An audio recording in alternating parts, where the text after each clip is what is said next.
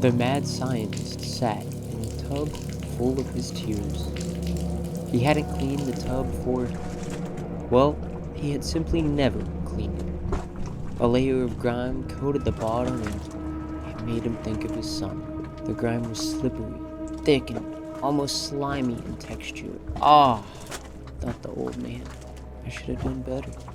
See, the old man's son wasn't the normal little boy that most parents have. This child was from the deep. A creature with tentacles and suction cups that could tear paint from walls. A creature that he had manipulated and tortured to the point of perfection. Terrifying perfection.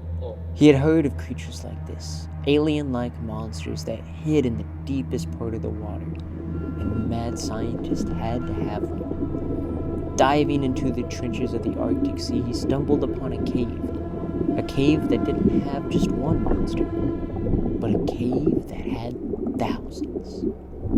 Narrowly escaping after a torrent of tentacles attacked him, the scientist was able to make it out alive with a sample. The sample was young, a baby, if a monster could be described as such. He studied this new specimen with much interest, drawing samples, feeding it a variety of food, and even exposing it to different colors of light. Then, things went wrong. Its tentacles started to grow. Its head swelled in the jar until it finally burst.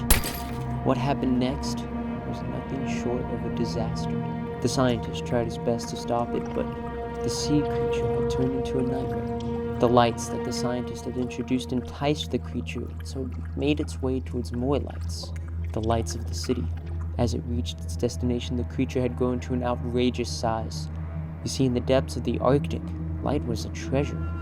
But in a city such as this, all life was bathed in it, whether day or night. As the monster grew in size, it also grew confused and angry. The scientist rushed towards the city himself in hopes of taming the beast, yet it was simply too late.